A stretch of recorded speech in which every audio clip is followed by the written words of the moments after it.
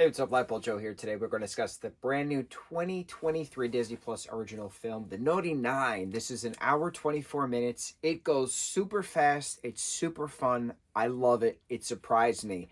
Very interesting, different kind of twist on a Christmas film. So Winslow Fegley plays this character, and this is the second Christmas film he was in. A couple years back he did a 8 Christmas with Neil Patrick Harris, and he's been doing a bunch of Netflix projects. This kid's gonna take over the world. Didn't he do?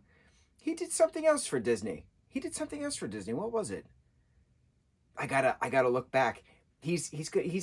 This is just the beginning. He's gonna do incredible things. I'm very excited to see where his future goes in regards to his career. So the plot of this is that Winslow plays this character, and he's a bad kid, but not so much a bad kid where he like intentionally like bullies people. He doesn't do that. He like plays his cons, and he like tricks teachers and stuff, right?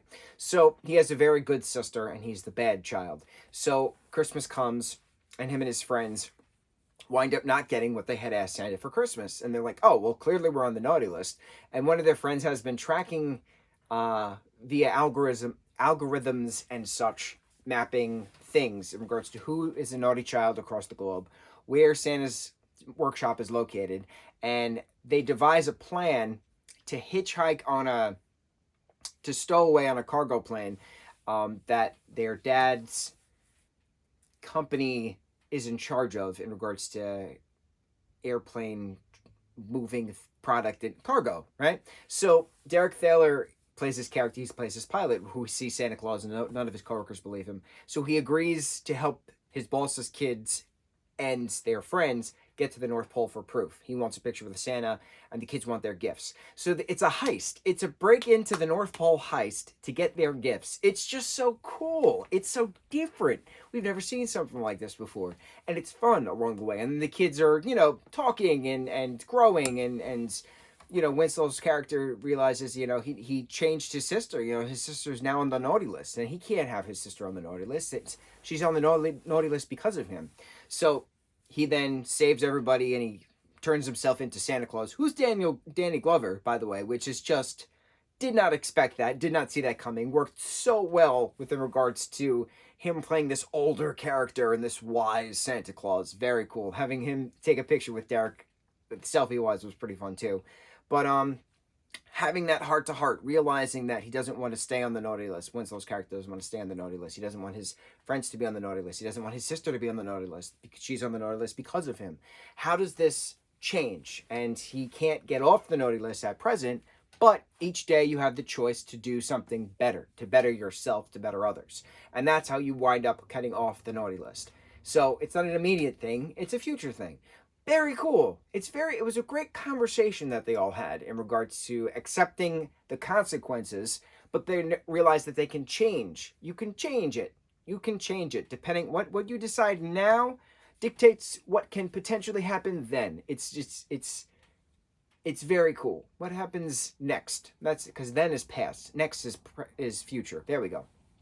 So then we have the little flash forward. The kids are done with their winter break. This happens over their winter break right after Christmas.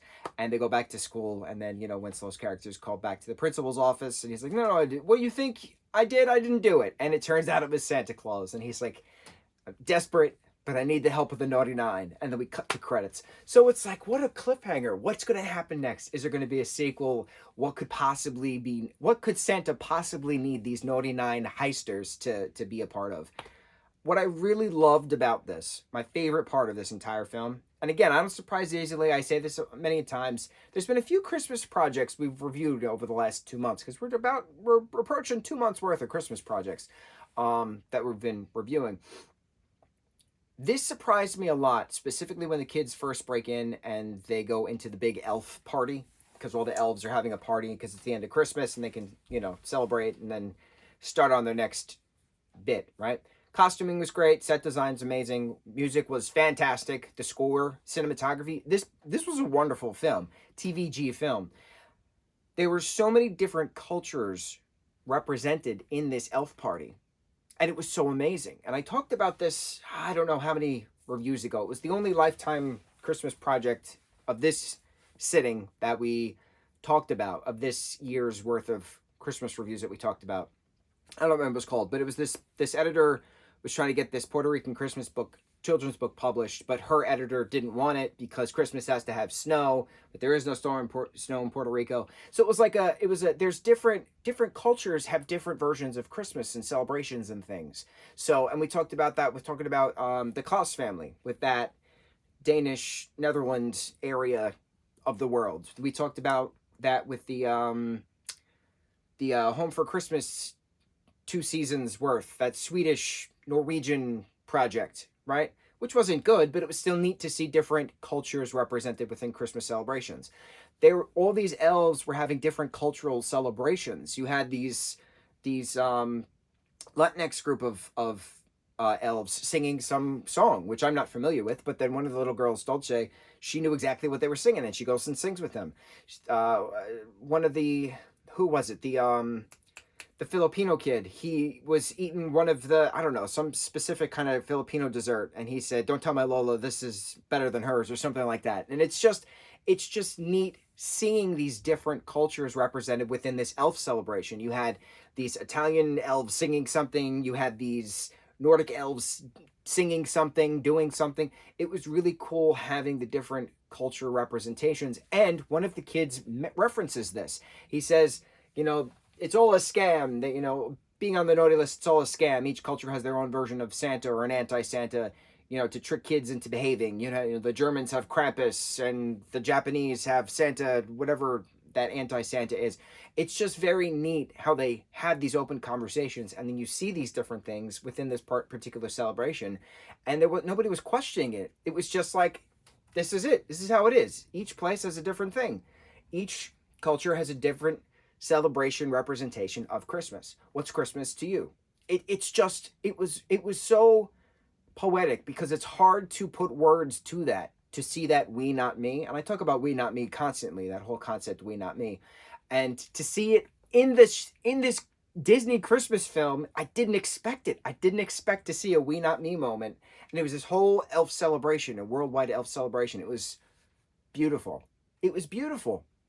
I am shocked. I am beyond impressed. I don't impress easily. I don't get surprised easily. This impressed me. This surprised me. And good for Derek getting older characters now. I'm so happy to see he's still continuing on. We all know and love him as Danny Wheeler from Baby Daddy, but it's just cool seeing him grow as a human and then grow as an actor too. So I don't know, man. I've been geeking out about these kinds of things and just watching projects for so long.